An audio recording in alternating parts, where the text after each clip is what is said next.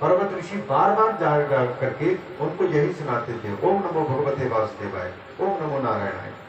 आखिर में हिरण्यकशिपु परेशान हो गया, बोले कि यहाँ पर हम तपस्या नहीं कर पाएंगे, मैं जाता हूँ घर में और इसके बाद फिर दूसरे जगह में जाऊंगा।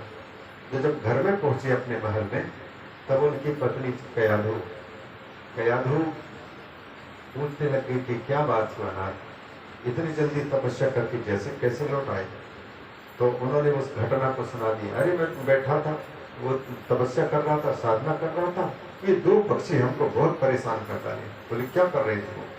मैं जैसे ही ब्रह्मा जी के नाम पुकारता था, ओम नमो ब्रह्मणे नमः, तो वो पक्षी परेशान करने वाले एक स्वर से तो ओम नमो भगवते वासुदेवाय बोल देता था और दूसरे ओर से ओम नमो नारायण बोल देता था। कयाधु ने सुना कि मेरे पति के मुख से अभी तक भगवान का कभी नाम नहीं निकलता था, तो वो इतनी प्रसन्न हो गई, अंदर से खुश हो गई और उन्होंने विचार किया कि अच्छा मौका मिला, इनके मुख से भगवान का नाम तो निकल नहीं सकता, अब बार बार इस प्रसंग को छेड़ करके इनके मुख से भगवान का नाम निकला। तो अब भोजन करने के लिए बैठे, तो भोजन के समय पर यद्यपि कयाधु को याद है कि क्या बोलते थे वो पक्षी, सुन चुके हैं, लेकिन उनके मुख से निकलवाना था, जिनसे चिढ़ है उन्हीं भगवान विष्णु के नाम निकलवाना था।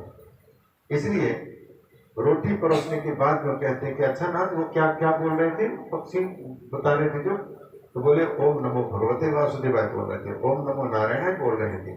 तो इतने कई बार बुलवाया उनसे, कई बार, उनको पता भी नहीं लग पाया और भोजन भी हो गया। भोजन के समय पर भगवान का चिंतन भी और भगवान का नाम भी निकला। और इसके बाद फिर उसी रात में कयाधु की चौथा दिन, जो माताओं के पीरियड काल होता है, तो चतुर्थ दिन शुद्धि होती है, चौथे दिन, छठवें दिन, आठवें दिन, 10वें दिन, 12वें दिन, 14वें, 16वें दिन का रहता है। इनमें शास्त्र ऐसा कहते हैं, जो पुत्र चाहता है उनके लिए ये समान सम संख्या वाले दिन अनुकूल दिन पड़ते हैं। उस दिन यदि स्त्री पुरुष का संबंध बनता है संतान प्राप्ति के लिए, तो पुत्र का जन्म होता है। और विषम संख्या 5वें दिन, 7वें दिन, 9वें दिन, 11वें दिन, 13वें दिन, 15वें दिन, इन दिनों में अगर संबंध बनता है तो कन्या की प्राप्ति होती है। और उसमें भी फिर ये जो है स्त्री के खून की अधिकता होती है तो कन्या का जन्म, और फिर पुरुष की खून की अधिकता होती है तो पुत्र का जन्म होता है। तो वो चौथा दिन चल रहा था कयाधु का। उसी दिन हिरण्यकशिपु के से प्रार्थना की संतान के लिए तो संबंध बना, और उस संबंध के समय में भी वो मीठी बोली बोलते समय कयाधु पूछते थे, अच्छा वो बहुत अच्छे लगे आपने जो क्या बताए थे, वो पक्षी बोल रहे थे जो, तो उस समय में भी बुलवा दिया। उसका परिणाम क्या निकला, बीज वपन के साथ वातावरण अच्छा था, मानसिकता अच्छी थी, भगवान के नाम का उच्चारण हुआ था। यही कारण है दैत्य असुर हिरण्यकशिपु की बुद्धि ठीक नहीं होने पर भी उस समय उनकी मानसिकता और कयाधु की मानसिकता अच्छी होने से जो बालक उनके कोख में पला, उनके अंदर में भगवान के भाव था। और फिर जब दोबारा तपस्या करने के लिए गए हिरण्यकशिपु, तो फिर देवताओं ने मिलकर के और कयाधु को साथ ही साथ में हिरण्यकशिपु की जो भी सामग्री है सुख सुविधा के, उनको लूट करके ले जाने के लिए, उनको मारने के लिए इंद्र ने देवताओं के साथ मिलकर के आक्रमण कर दिया।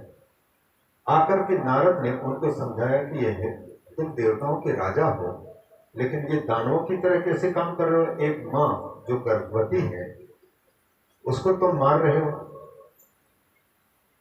इंद्र ने कहा, क्योंकि इसका जो पुत्र होगा हिरण्यकशिपु का पुत्र, जब हिरण्यकशिपु इतना परेशान करने वाला है तो उनका पुत्र होगा हमारे लिए कांटा हो जाएगा, इसलिए उनके वंश को हम आगे नहीं बढ़ना देना चाहते। और इसीलिए इसको ले जा करके हम पहले तो जब तक बच्चा न हो तब तक के लिए स्वर्ग में रखेंगे, बालक होते ही बालक को हम ले लेंगे और उसको समाप्त कर देंगे और वापस उनको छोड़ देंगे। नारद ने कहा कि तुम देवता के राजा होकर के इस प्रकार से बुद्धि रखते हैं, तुमको किसने कह दिया कि इन कयाधों के पेट में से उत्पन्न होने वाला बालक तुम्हारा दुश्मन निकलेगा? ये जरूरी नहीं है कि पिता बिगड़ा हुआ है तो उसका बेटा भी बिगड़ा हुआ निकलेगा, या पिता बहुत अच्छा है तो बेटा भी अच्छा ही निकलेगा, ये कोई जरूरी नहीं है। विपरीत भी हो जाता है। यद्यपि माता पिता के जीन्स गुण धर्म उनमें आते हैं, लेकिन विपरीत भी देखा जाता है। तो उन्होंने ले जाने से मना कर दिया। जब मना कर दिया तो फिर कयाधु को लेकर के नारद जी अपने आश्रम में ले आए, क्योंकि उनको लगा कि मेरे जाने के बाद में कहीं इनके जीवन में कोई खतरा ना हो जाए।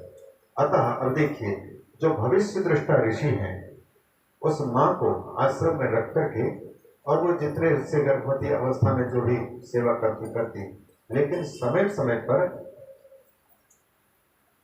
नारद जी उनको भगवान की बड़ी मधुर मधुर कथा सुनाते, मीठी कथा सुनाते थे, मार धाड़ वाली बात नहीं सुनाते थे, अच्छी कथा सुनाते थे। गर्भवती माँ के अंदर में जो पलने वाला शिशु है उसको अगर अच्छा संस्कार देना है तो इसी समय पर देने का समय होता है। आजकल वैज्ञानिक लोग भी उस पर रिसर्च करते हैं, और बल्कि अभी भी कई लोगों को तो हमने भी देखा कि म्यूजिक भी लगा करके गर्भ के पास में, मैंने पेट के पास में रख करके उनको बच्चे के मानसिकता को तैयार करने के लिए करते हैं कोशिश।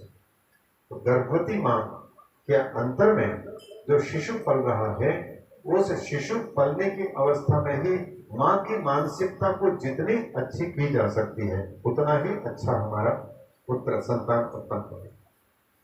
अगर वो मानसिकता ठीक नहीं है, बीज वपन के समय से, मैंने गर्भाधान संस्कार से लेकर के आगे तक के, कम से कम बालक के जन्म लेने तक, यहाँ तक कि माता की इच्छा, गर्भवती अवस्था में जो इच्छा होती है वो उसकी निजी इच्छा नहीं होती है, वो शिशु जो गर्भ में पल रहा है उसकी इच्छा होती है।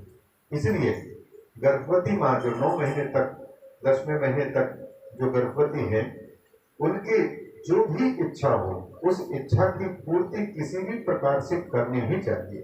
अगर नहीं करते हैं तो फिर उसका बुरा असर बच्चे पर पड़ता है। इसलिए कहीं ज्यादा लंबा ना हो जाए, थोड़ा सा समय मिलता है। प्रसंग में स्मरण आ गया, जब भगवान ने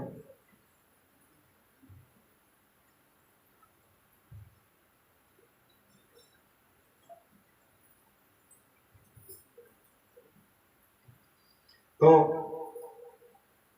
राम जी की बात देखें, सीता जी की बात।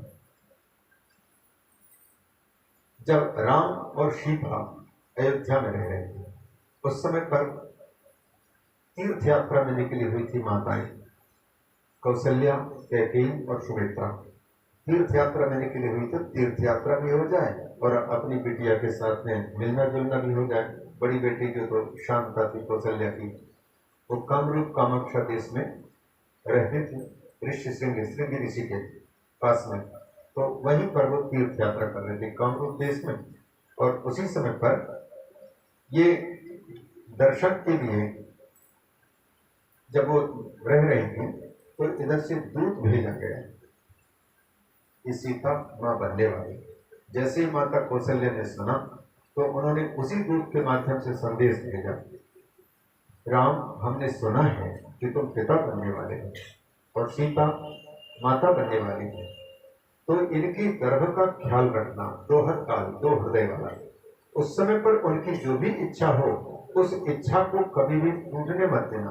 जो कुछ वो कहे उसकी इच्छा की जरूर पूर्ति करना। और कथाएं ये बताती हैं, इसीलिए उस गर्भावस्था में स्वयं सीता जी ने अपनी ओर से इच्छा व्यक्त की थी कि नाथ, हमारी इच्छा है कि किसी आश्रम में जहाँ पर कि भवन हो रहा हो, भगवान की चर्चा हो रही हो, संत लोगों की मानसिकता अच्छी रहती, ऐसी जगह पर हमको रहने की इच्छा हो रही। तो उसी को माध्यम बना करके भगवान श्री राम ने उनको वाल्मीकि ऋषि के आश्रम पर दिया, जहाँ पर उनको गर्भ अवस्था में ही उनको संस्कार दिया गया। क्षत्रिय बालक को जन्म देना है तो वैसे ही संस्कार दिया। उसी प्रकार से यहाँ भी कयाधु की भी बेटा है